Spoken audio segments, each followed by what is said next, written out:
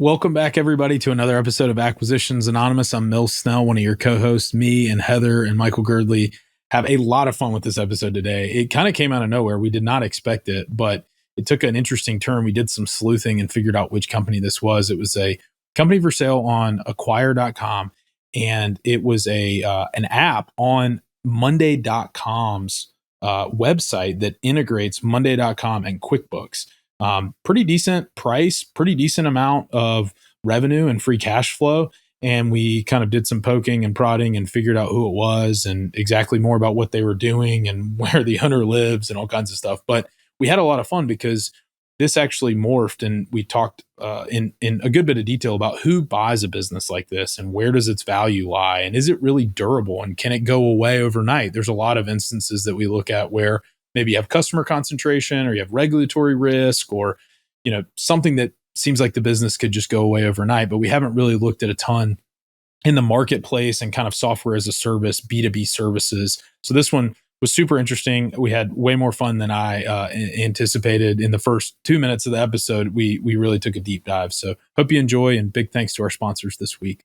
Thanks for joining us. This episode of Acquisitions Anonymous is sponsored by Acquisition Lab. Acquisition Lab and their team, they've been longtime supporters of the pod, and they provide a really great service for people who are looking to acquire a business. So it's created by Walker Diebel, who's become a friend, the author of Buy Then Build, How to Outsmart the Startup Game. So Acquisition Lab's an accelerator with a highly vetted cohort-based educational and support community for people who are serious about buying a business. So a lot of our listeners like you tune in every week to our deal reviews. You want to get in on buying a business. You're on this podcast because you're trying to learn how to buy a business. But if you're not quite sure where to start, Acquisition Lab is a great place to start. So they exist to help people buy a business and to navigate all those complexities of the process, everything you hear us talking about on the show. They provide a proven framework, tools, and resources that support you all the way from search to close. They do it. There's a whole bunch of educational material and support. So if you're serious about buying a business, check out acquisitionlab.com, or you can actually email the program director, Chelsea Wood, directly. Her email is chelsea@buythenbuild.com. Welcome back, everybody, to another episode of Acquisitions Anonymous. I usually am mid-laugh about something, and Michael's hitting record, and I'm like, okay, button it up, and then I just have to laugh even harder. But on that note, welcome back to the podcast. We have a fun acquire.com deal for us today. Heather, Michael, how you doing? Doing great. It is raining like cats and dogs in California, so we can't drive. We don't know what to do. So just hunker down. Just hunker down. Yeah. Yep. That's what we say in the South is hunker down. I don't know. I don't know if you say that in California. We'll try that. We'll try anything. Sure. It's like when it gets below 50 degrees in SoCal and you guys are like claiming frostbite danger and stuff. It's pretty much the same thing. Only people have their surfboards and kayaks out now. And frostbite. All right. I'll read this deal here. It's pretty fun. It's from acquire.com, and it is a small business, which is good because we do big stuff and then we do some small ones too. So it is a SaaS startup located in Florida. So -1 point there. QuickBooks integration with 99% market share, growing MRR in less than 40 hours invested per month. Asking price of $810,000. And it's multiples selling for 4.3 times profit or 3.3 times revenue. So the evaluation for acquire.com is based on the following key factors. The company's profitability over the last year is approximately $200,000. Its monthly recurring revenue is consistently increasing. It holds a unique position in the market as a monopoly because of Monday Apps Marketplace's contracts with its app providers, in this case, us. Additionally, if the purchaser fully utilizes SBA financing at the current interest rates, the acquisition would be profitable from day one at a price of $810,000.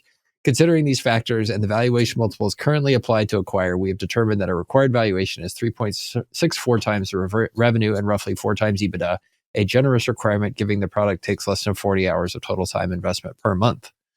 It's very interesting. Acquire tells you why it should be priced that much, but not what it does. So we'll get there, hopefully. Trailing 12 months revenue is $250,000. They made $190,000, and monthly revenue is $27,000 for a monthly profit of $24,000. Heather, are you excited? This business appears to run at 90% profit margins? I like the margins. And I'm excited. And it is very small, which is some people really like. And in SaaS, it might be okay. I'm okay so far. I'm warm. Right. Company overview, our B2B SaaS offering. So I think I know what this does. So we'll see if it gets confirmed here when I read this out. Our B2B SaaS offering provides an essential tool for businesses using both Monday.com and QuickBooks. Okay. Do we all know what QuickBooks is? It's online accounting software? Yep. And I use Monday and QuickBooks. So this is like for me. Oh my gosh. You need to like learn on both sides of this thing. So Monday.com is a task management software, task tracking. Do you guys use something like that, Mills, or no? I use Monday.com actually. Yeah. Oh, really? I've used that and Airtable and some other like build your own kind of smart spreadsheets, but we use Monday.com for like a internal database. I like Monday. I think good ad for Monday. Monday should be on. It works really well. It's great for the stuff that's like all the little flotsam and jetsam of a business where it's just like, hey, we need to track. Did anybody like feed the cat today? Yes, check. Okay, good. All right. Back to the description. This integration streamlines financial and operational processes by merging QuickBooks accounting capabilities with Monday.com's project management platform. Functionality and value. The integration automates repetitive tasks, significantly reducing manual data entry and time spent on financial management, and ensures data accuracy by synchronizing information between Monday.com and QuickBooks, preventing discrepancies. It facilitates detailed invoice and customer data management directly within Monday.com, enhanced by real-time syncing and customizable dashboards.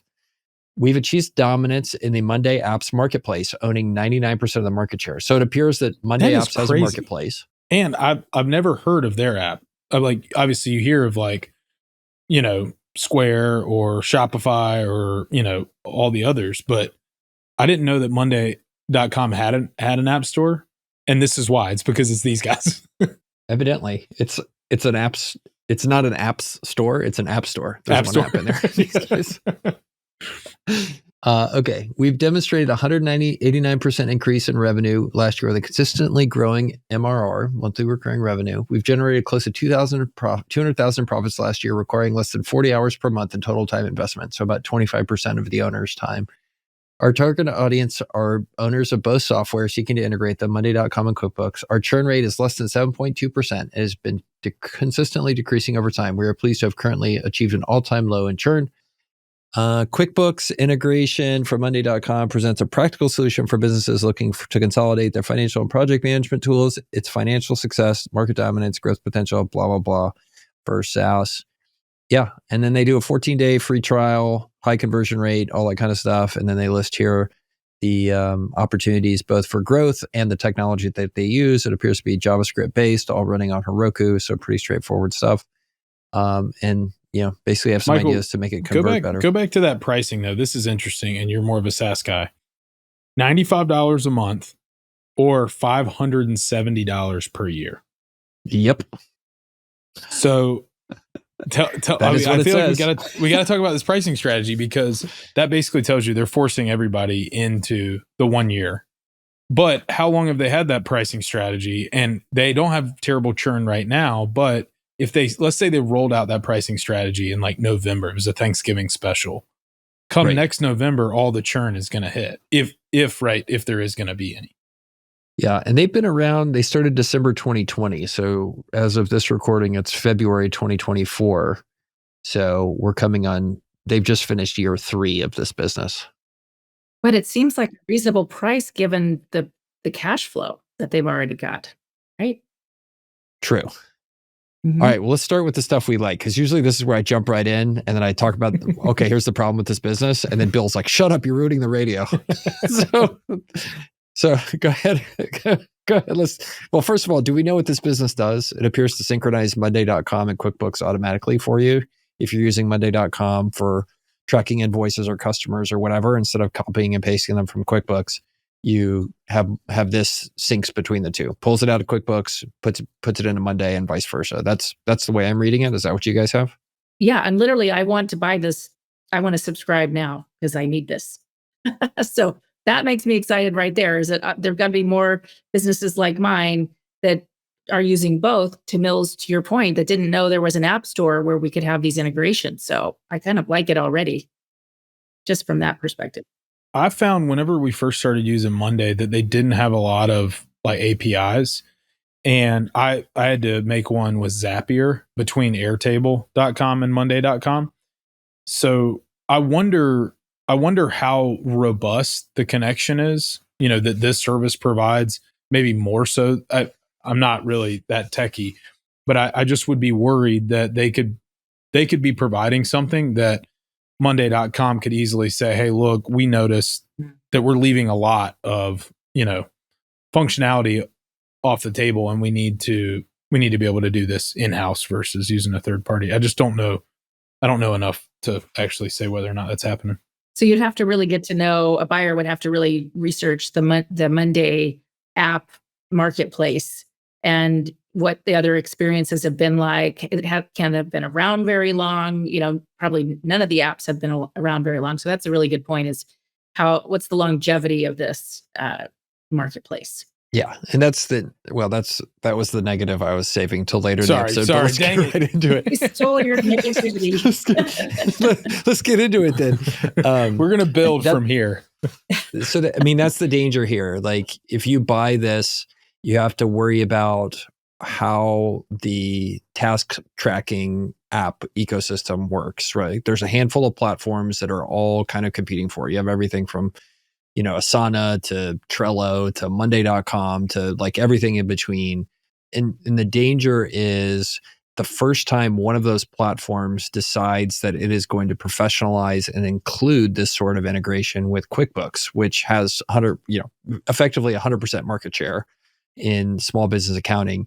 The first moment that one of those platforms in that fragmented market decides that it becomes strategic for them or a way for them to get an advantage versus the other platforms and builds this integration into it, that is when Monday and all those other guys will respond competitively to add it to their platform, and they will push this totally out of business. It'll become an integrated feature.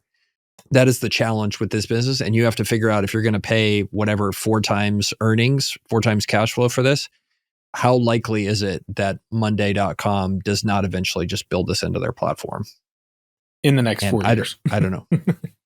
Right, because you're paying 4 times, right? This has to survive or grow beyond 4 years for you to even break even. So 100%. Very good point. Yeah. Right. It's hard to see the future past a year, really, in some of these, software platforms and marketplaces. Correct. So that would be my very first question to the seller when I looked at this business. And look, this may be a fantastic deal, right? 4 times, it's nice and small. Relative to some of the other stuff we looked at. But my very first question to the seller is like, how do I know neither QuickBooks nor Monday are going to build in this feature and get rid of us? And the answer really can't be, oh, they have an app store and they just want us to do this. No, the answer has to be, here is a strategic reason why Monday will never build this in, right? There could be a licensing issue, it could be a liability issue. But it needs to be some reason that that the platform is not going to expand and running out of business. And it's the first question I'd ask the seller. Like, why isn't Monday going to build this? In this scenario, it's not like you can go talk to the stakeholders, and say, hey, monday.com, just quick question, like, can you, give me any assurances that this isn't going to be, integrated away or in-housed away? That doesn't exist. You won't get that assurance. You just have to go in blind as far as them telling you. And it's not because monday.com wouldn't tell you or that you can't talk to the right person. It is most times literally because the executives at Monday do not know if they're going to build this or not. Like they're waiting to see what the data looks like. They couldn't tell you what the blob, right? The amoeba that is monday.com of hundreds of people and publicly traded, I think at this point, and all that kind of stuff, hundreds and millions of dollars of ARR. Like, they can't tell you if they're going to do it or not because they haven't even thought about it. They haven't even started that process. So at best, you'd get a guess from somebody that's like an executive. But even then, like, predicting what they're going to think 2 years from now is impossible. Right. And so it says you could get an SBA loan, but an SBA loan is a 10-year loan. And as we're talking, you really don't even know what 4 years in the future is going to look like. And you have no diversification here. You are a one-trick pony. Your whole entire cash flow depends on this integration and this marketplace with Monday and QuickBooks. That's pretty scary to put debt on, personally, I think. Mm-hmm. The default rate feels like it could be pretty, potentially high here. The probability of default, I should say. Look, so we've gone straight to the pooping part of the episode, but let's go to like the things I like about this deal. Like, here's the thing I like the most about this deal. It is historically incredibly difficult to build reasonably sized SaaS businesses with $95 a month like price points. Like it is very difficult because once you start competing with everybody else to go acquire customers, either by spending big money on SEO, paid placement in search or Facebook ads or whatever it's going to be, influencer marketing, like you are going to spend most of your first year's revenue at a $95 a month price point just acquiring your customer. So it becomes incredibly difficult to grow because all of your cash is getting eaten up by customer acquisition costs. They have gotten out of that problem with this, which is genius to me, which is building it in the app store of the Monday.com platform. So Monday is doing all of the work for you, right? Their girth They're is your big platform. distribution. Absolutely. Like same thing as building a consultancy around Salesforce. Same thing as building your business around Amazon FBA. Like you make a partnership with them where they become your customer acquisition channel. And I think that's beautiful here. Like I think it's super smart what these guys have done. And it's part of the case in point for building businesses around these big platforms and taking advantage of the opportunity they give you. So Michael, I'll lead with this. I have neither made money nor lost money investing in SaaS. I love the fact that they have plus or minus 500 customers. That seems like a very low amount for a business like this. Yeah. Like they're not geographically limited. They're not limited based on the size of business or the industry. It's like Bill and I just did an episode the other day about dental, like it's hyper focused. This is as broad as Monday.com and QuickBooks, which is a big part of the market, would be applicable.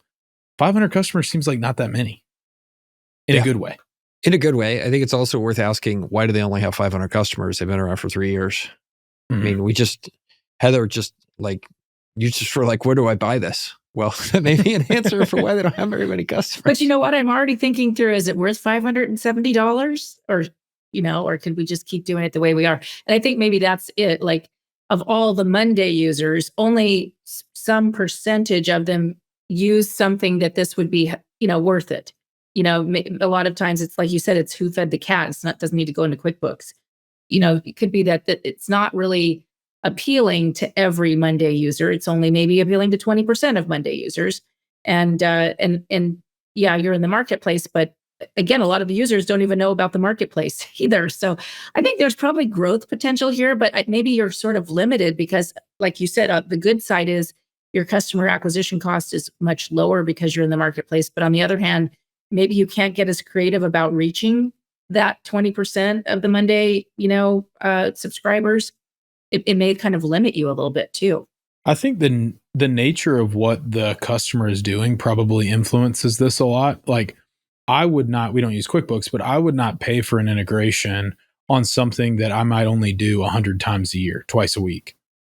If you're a big ticket item type business, if you're just doing, Monday.com for project management and QuickBooks for your bookkeeping, and you do like something where your average order value is $10,000 and you only do a couple a month, like it doesn't make sense to do the integration. But if you have a ton of volume, 2,000 instances a month that you need an integration around, you would pay $95 in a heartbeat, because that's the equivalent of a part-time employee or something. And so I would wonder, and they probably don't have a ton of data, but I would wonder, like, who are the typical end users? Is it all chiropractors and they just don't know it? Or what actually is it made up of? It does seem like it's a pretty narrow use case, right? So you take the universe of small businesses, then you say, okay, are you on QuickBooks? And are you keeping your QuickBooks actively updated? Okay, that's a smaller universe. Okay, are you on QuickBooks and do you also use Monday? Okay, yes, smaller universe. Then are you somebody who's on Monday and is actively using it to like run your whole business? Okay, yes. And then is that business really tied to, have you decided to run all of your accounting processes inside of Monday's project management workflow platform. And, like one of my businesses is on Monday, they're not on QuickBooks, however, they're on NetSuite. So they wouldn't be a candidate here. But I think to your point, Mills, then, once you narrow it down through all of those filters I just listed there's not that many companies out there. And that may be why there's only 500 of these who will see value in spending $570 a year for this integration tool. All right, taking a quick pause here. I have something to tell you. This is Michael. I hate bookkeeping. I hate bookkeeping. I hate doing HR. I hate doing all that kind of stuff. But for bookkeeping, I have found a solution. It is my friend Charlie's business called cloudbookkeeping.com. So that's cloudbookkeeping.com. They are your perfect partner if you want to get bookkeeping out of your hair and focus on making your your customers happier and more successful. So please give them a call. Call Charlie, cloudbookkeeping.com. Tell them we sent you. They're a great way if you're a business buyer, if you're a business owner, you're tired of hassling with getting your bookkeeping done. He's got a whole fleet of people that are well-trained and work for him. He's located here in San Antonio, so I can tell you because of that, he's awesome. And they're a great partner for you to potentially call to help with all your bookkeeping needs so you can do the important stuff in your business rather than worry about getting your books right. So give Charlie a call, cloudbookkeeping.com. And now back to the episode. Yeah, it actually seems a little pricey to me. When I think about my own business, I think if it was a lot cheaper, I would probably want this just because it would take one headache out for me. But yes, you need to have a lot of transaction volume to make $95 a month or $570 a year kind of worth it. So yeah, I think it's a really small universe. And I'm like, we always say, why is this person selling it? They're obviously not spending a lot of time on it, or at least that's what it says here. It's way less than 40 hours a week. Probably the kind of person that has developed other apps and, kind of does this regularly. That's okay. That's a good reason to sell, I guess. It's just, I don't like the idea of leverage here. And I don't think I'd feel confident enough to pay 4 years worth of profit for this business the way it stands now. So anyway, since I brought positive Girdley today, let me tell you something else I really like about this business. Wow. Yeah. We're challenging you. We're being the negative so you can bring the you other guys and energy. your negativity is not going to bring me down today. You can feel my sunshine. All right. So the thing I love about this business, and we shook our heads at the $95 a month versus $570 per year, right? So basically, they are giving you a 55% discount for paying in advance for the year. And I love that, right? And basically, one of the problems with SaaS is you have all these capital expenditures at the front. You got to do your software, you got to acquire your customers, you got to get them supported, and then they start paying you. So then you have to recoup all that through basically monthly charges, right? So in effect, you're becoming a lender to your customer, right? Especially if they're just charging up per month, because you have to take all those expenses at the beginning and then you hope you get them paid back over time, which is like some lending risk, right? Your customer can churn, they can quit, they can go out of business, anything can happen. They could beat me. All those things could be terrible for you. So one way to fix that is you incentivize your customer to pay you up front. And in this case, that is precisely what they're doing and saying, okay, well, just pay us for a year. We'll give you a 55% discount. You're going to give us $570 now. And we're going to put all that money in our bank account, and our cash flow conversion, our cash cycle becomes much better because we're getting paid up front and then delivering the SaaS over time, as opposed to hoping they keep paying you $95 per month. So at first blush, you're like, well, that sucks. They're giving a 55% discount. But if you look at their bank account, it does not suck. It's actually fantastic because the cash starts to build up because they're getting paid ahead of time, and fixes one of these big problems with SaaS, which is, when do I get paid? Well, someday. And raise your hand if you've ever made the mistake of paying the annual fee and then realizing that you really didn't use it. Yeah. Oh, do you think? I wonder how many people in our audience are like, raise your hand. all four of our listeners are definitely doing that. Just kidding. We actually have 14 listeners, a lot more than 4. So. All right. One thing that I really like about this listing, because I think this is largely, written by the seller, in my experience with acquire.com. I love that the seller is kind of solving the equation for you to say, how did I come up with the price? I came up with the price that I think you could afford to pay, and then the multiple just is the multiple. It's like, I did the math, and I think based on current interest rates, you could afford to pay me this. And I think you should pay me this. That tells me, maybe it's an oversimplification and maybe they don't really know what the market is, but it tells me that they're pragmatic. And you could go to them and say, yes, Mr. or Miss Seller, that's exactly right. Except that I have to rely on this business continuing to perform for the next 4 years in order to make those payments. And I want you to help me defer some of that risk. Like, put your money where your mouth is. And I wonder if there's like a little bit of a hint of their pragmatism. Yeah, good point. Yeah. Well, there's also, I think, a testament here to the evolution of Acquire, right? Like, they've gotten some pushback from buyers where like a lot of sellers would go treat acquire.com as like a lottery ticket sometimes and just like put up something with oh yeah, if some idiot wants to pay me this, I'll take it. But otherwise, like, I'm just wasting everybody's time. And I think Acquire has done a great job of doing a couple things. One of them is what we see here at the top of this, which is like, hey, we're going to help justify this price, because a lot of these small deals, like, they're not getting help from brokers or anybody to help understand what the market should do here. And then secondarily, like, crafting it in a way that both the seller and the buyer can understand how to think about it, and like, keeping it from being that just like off the radar kind of waste your time prices. So I love that. This is very reasonably priced for what it is. And I think a good service that they're doing there in terms of reacting to the feedback they got. So kudos to them. I think if I got more info on this, the first place I would go is, when did you adopt this pricing strategy? Because there's something about it to me that just doesn't pass the sniff test. Like, is there some game theory going on where they're like, right, hey, look, we juiced a bunch of revenue. We pulled a lot of revenue into the present in order to be able to show kind of a pop in numbers. And maybe it wasn't in January of 2024, but I would want to see like the, revenue chart, of cumulative revenue, and an overlay of like some notes about their pricing strategy and when they started. I don't know. Have they charged $95 a month and $570 a year the entire time? Probably not. People always play with their pricing strategy. That would be the first thing I would go look at. Yeah. And I mean, whenever you're prepaying for something, anything in the small business, but let's just say the 570 here, the proper accrual accounting is often not done. So the EBITDA that you look at sometimes is like cash basis, but that's not what you should be doing here. You should be deferring the revenue over the period of time that you're providing the service. That's always an interesting point for me on anything that involves prepaids in small business. It's always a sign to me that by the time we get the Q of E back, the EBITDA is probably going to change. Probably not what they're showing us the first time around, because it's complicated bookkeeping and often not being done correctly. I'm wondering, like, does something like this even get a Q of E? Bill sold a business on acquire.com, his text your wedding guest app.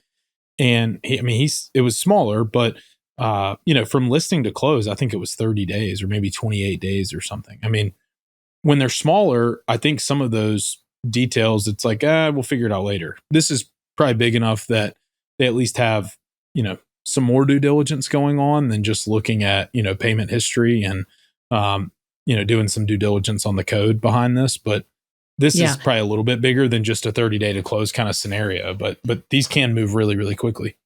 Yeah, if they get an SBA loan, they definitely won't close in 30 days. But to your point, they also, even with an SBA loan, they might not get a Q of E.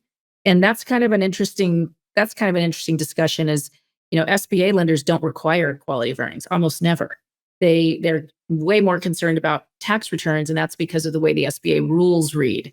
It's not necessarily the smartest thing, if you ask me. I think the lenders should be more focused on Q of E, but they aren't, and they don't require them. So there's a lot of, it leaves it to the buyers to decide whether it's worth the money, which is nice to have the option, but sometimes they also kind of need the guidance of someone else to say, maybe this is the time, regardless of size, that you do need that. Or maybe here's another one that's larger that you don't, because it's a little bit simpler. It's not always easy for a buyer, especially a first-time buyer, to know whether they're in a situation where it's okay to forego a Q of E, I guess. They have 86 buyers and active discussions, according to acquire.com's list. That's pretty Wow. cool. Man, like for this stuff that's too small for like business brokers to really get involved, like acquire.com especially has been amazing. I know they're doing bigger stuff too, but like it's so cool that Bill can like list his small like weekend soft SaaS project and like sell it. And like same thing with these guys, like they might have just built this for their business because they needed Monday.com and QuickBooks integration. They're like, you know what we'll do? Like we'll pay our folks to put it on the App Store, and then suddenly you look up and they've made like, well, if they sell it for $810,000, they've made close to $1 million with all the profit they've gotten so far, plus the asking price. Like, Okay, I think I found it. Oh, the actual app. Yeah, so on Monday.com's app marketplace. So this is the app marketplace, but I went down to finance, and integration for QuickBooks is the editor's choice, which we didn't really talk about this. Being featured by the app marketplace is probably, a really big deal. It's got, yeah. I see what they're saying about why they are, claiming, kind of 99%, this is just on the finance page, but all these others have like less than 1,000 downloads, less than 500 downloads, most of them. This one is almost 3,000 downloads, and editor's choice. It's rated. It's like one of the only ones with reviews. And if it lets me click through, it's being real slow. It has a 14-day free trial. So I think this is probably the same one. This is it. Yeah. By Platform Pioneers. So the functionality is, you can quickly create invoices, look at all your sales data. It looks like it's also a CRM, integration in some way, because you're creating customers and mainly around invoicing, it looks like. So, okay, so this is pretty fun. So there it says who Platform Pioneers is. Yeah. Who needs to record 2 episodes today? We're like doing some sleuthing here. Just deep dive on this one. All right. So then, okay, so in the App Store, it says it's done by Platform Pioneers, which, by the way, if you're on audio, this website doesn't work. Some of the images are broken and stuff, but it talks about what the actual software does. And the company itself is a software company based in beautiful Clearwater, Florida. Our incredible team members and strong commitment to practical results set us apart from others in our growing industry. And then they do Monday Apps Marketplace with the integration for QuickBooks. And that's the whole thing. But here they list their values. So they only they only have the one. They only have one thing, and then there's no people's names, but they do have an address here. So I will search the Google for their address, and we can see who's possibly here. Oh, it's at a UPS store. Their mailing address is at a UPS store. So there's a lot of people there. So the next thing you could go, which we don't have time to do it here, you can actually go look up who is Platform Pioneers LLC in the Florida stuff, and then you can start to figure out who the names are of the people behind it, and then you can Google them. So that is the next step. If you did want to sleuth to find out more about your buyer, you can do that. And I'm not sure what the Secretary of State or the Florida Corporation lookup is, but I believe Florida is one of the ones that is the most basically liberal in terms of publishing people's personal information. So that's a good thing. So Platform Pioneers. Okay, here I found it here on the Florida website. And Platform Pioneers Inc. They're reinstated, and the guy's registered agent is Stephen C. Coleman. So you can go take a. Here it looks like they let their LLC lapse and had to put it back in. So Stephen C. Coleman looks like our guy. So I can Google him, and that's him. Oh, here's his house. Yeah, so he lives here. He just bought it. Or he sold it because he made so much money from this software. He's moving to that Clearwater. Oh, sorry, Florida. It's too easy. It's too easy. Yeah, so that's what I know about that. All right. Hopefully that was entertaining. But that's how you can start to research your seller and understand some of their motivation and what's going on. So are we buying it? Look, if you're the right buyer who wants to do something in this size, you like software, you're potentially a user of it, you could maybe pay cash for it as opposed to having to go down the SBA route. It would be worth a phone call. I mean, I think if I could understand why Monday.com is not going to run you out of business, I think there's something to be discussed here. Unless they can give me a good answer, I'm maybe not interested. But it's a good business and a fair price if they give you a good answer. We've come across, people before who are aggregating, Shopify apps and things like that. Yeah. So, there's groups out there who would have, the wherewithal to easily fold this in, but it does kind of bring up an interesting point. If this were on Shopify, if it was doing something very similar on Shopify, one, it probably already would have transacted. And two, I think there would be a lot more competition. And so what does it look like if you have kind of a cohort of companies on one platform, you probably have some comfort level and familiarity with Shopify. Do you say, hey, we'll take a gamble over here at Monday.com and try something new? It's kind of interesting to think about the different underlying dynamics, especially if you're the 800-pound gorilla in one person's app store with one app. I mean, a lot of those, if you look up some of the kind of more famous roll-ups of those platform plugins, like Shopify ecosystem, not doing very well. So, well, it was kind of like the Amazon consolidators, where if you establish that as your thesis and you can kind of only do that one thing, you have to look busy and you can't let a lot of transactions go by. And you're like, yeah, we didn't really love, I think we looked at one that was like a back loofah, on Amazon. And it's like, you can't let those go by if you say, and you plant a flag in the ground and say, we're going to consolidate these. And then your investors are like, why didn't you buy the back loofah? Yeah. Well, it's just the idea you're talking about, like just being attached to the app store or a winning platform like that, Salesforce or Shopify or whatever, it doesn't make it a good business. And like, it could be a good business or a bad business. It's just in the app store. Just like, there's some FBA businesses that are great businesses, like, Bill does some stuff, but then there's people that are selling loofahs, right? And it's just like, that's not a good business to be in on Amazon. So, that's where I think what I've never looked at that I think would be really, really fun to look at is like some cell phone game developer or cell phone game owner.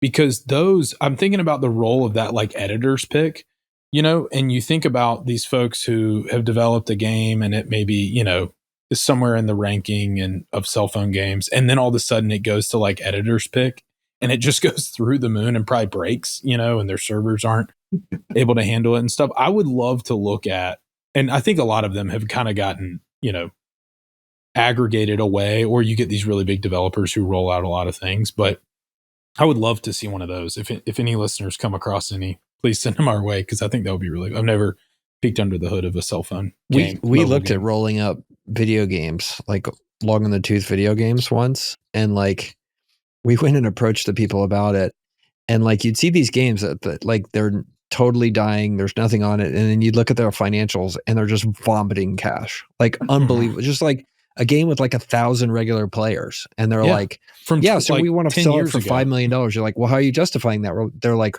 well, it generates $800,000 a year in free cash flow. I'm like, there's 10,000 people playing this. Like, how does that work? Like, it's just like bizarre levels of economics. And so there are some actually like aggregators who have gone around and started to buy up gaming studios and turn them into public entities. So a lot of them have done exceptionally well.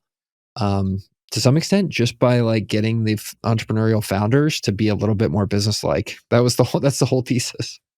I think that would be cool to look at. I'm just thinking about the role of, where you stand in a marketplace, because in a way you have a little bit of like we haven't really talked about it, but you have a little bit of leverage, right, with Monday.com if you are the 800-pound gorilla. They also could make your leverage go away in an instant, but if you're providing value to their customer base and opening up, they're more and more entrenched with Monday.com because you're there.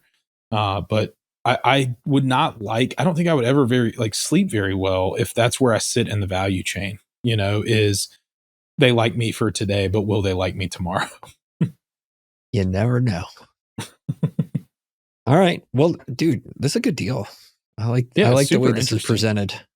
Kudos to Core.com for a good looking listing here. So All right. Do we click? Are we stopping now? Yep, I'm gonna hit stop. I was just gonna outro us a little bit, Michael. If you're ready to go, see you later. Me and Heather will close it down. I got stuff to do. I'm wearing a How jacket. rude. Yeah, Michael's on his way out. He's like, suited up, ready to go. Well, until next time, Michael, it's good to be with you. Bye, everybody. Thanks for joining us. Really enjoyed this episode. See you next time.